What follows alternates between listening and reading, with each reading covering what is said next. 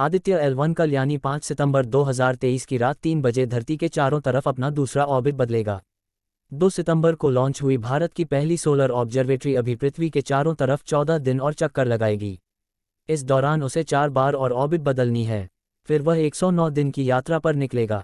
Aditya L1 बेहद चुस्त दुरुस्त स्थिति में अपनी यात्रा कर रहा है। अभी वह 18 सितंबर तक धरती के चारों तरफ 4 बार ऑर्बिट बदलेगा।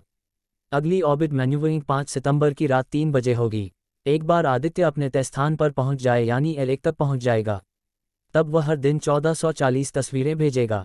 ये तस्वीरें आदित्य में लगा visible emission line coronagraph VLC लेगा। माना जा रहा है कि पहली तस्वीर फरवरी या मार्च में मिलेगी। VLC को इंडियन इंस्टीट्यूट ऑफ एस्ट्रोफिजिक्स ने बनाया है। सूर्ययान में लगा VLC सूरज की HD फोटो लेगा। इस पेलोड में लगा कैमरा सूरज के हाई रेजोल्यूशन तस्वीरें लेगा। धरती के चारों तरफ ऑर्बिट इसलिए बदला जा रहा है ताकि वह इतनी गति हासिल कर ले कि वह 15 लाख कम की लंबी यात्रा को पूरा कर सके। ये यात्रा पूरी करने के बाद जब आदित्य L1 पर पहुंच जाएगा, तब उसके सारे पेलोड्स ऑन किए जाएंगे, यानी उसमें जितने भी यंत्र लगे हैं वो एक्टिव हो जाएंगे। वो सूरज की स्टडी शुरू कर देंगे। इसरो वैज्ञानिकों ने आदित्य L1 मिशन को 5 साल के लिए बनाया है, लेकिन अगर यह सही सलामत रहा तो यह 10-15 साल तक काम कर सकता है।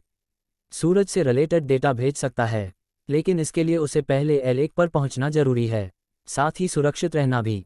अब सवाल ये उठता है कि लैरेंज पॉइंट क्या है। यह अंतरिक्ष में मौजूद ऐसी जगह है जो धरती और सूरज के बीच सीधी रेखा में पड़ती है। धरती से इसकी दूरी 15 लाख किलोमीटर है। सूरज और धरती की अपनी अपनी ग्रेविटी है। L1 पॉइंट पर ही इन दोनों की ग्रेविटी आपस में टकराती है, या यूं कहें जहां पर धरती की ग्रेविटी का असर खत्म होता है, वहां से सूरज की ग्रेविटी का असर शुरू होता है। इसी बीच के पॉइंट को लैरेंज पॉइंट, लैग्रेंज पॉइंट, धरती और सूरज के बीच ऐसे 5 लैग्रेंज पॉइंट चिन्हित किए गए हैं। भारत का सूर्ययान लैरेंज पॉइंट 1 यानी L1 पर तैनात होगा। इससे स्पेसक्राफ्ट का ईंधन कम इस्तेमाल होता है, वह ज़्यादा दिन काम करता है। L1 सूरज और धरती की सीधी रेखा के बीच स्थित है। ये सूरज और धरती की कुल दूरी का 1% हिस्सा है, यानी 15 लाख किलोमीटर। सूरज से धरती की दूरी 15 करोड़ किलोमीटर है। सौर तूफानों के आने की वजह, सौर लहरों और उनका धरती के वायुमंडल पर क्या असर होता है। आदित्य सूरज के कोरोना से निकलने वाली गर्मी और गर्म हवाओं की स्टडी करेगा।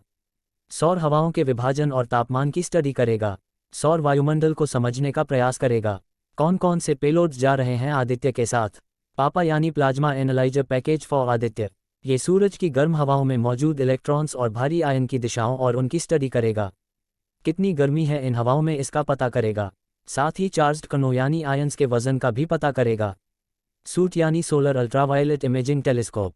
यह एक अल्ट्रावायलेट टेलीस्कोप है। ये सूरज की अल्ट्रावायलेट वेवलेंथ की तस्वीरें लेगा। साथ ही सूरज के फोटोस्फेयर और क्रोमोस्फेयर की तस्वीरें लेगा, यानी नैरो और ब्रॉडबैंड इमेजिंग होगी। सोलेक्स यानी solar low energy X ray spectrometer. सूरज से निकलने वाले एक्स-रे और उसमें आने वाले बदलावों की स्टडी करेगा। साथ ही सूरज से निकलने वाली सौर लहरों का भी अध्ययन करेगा।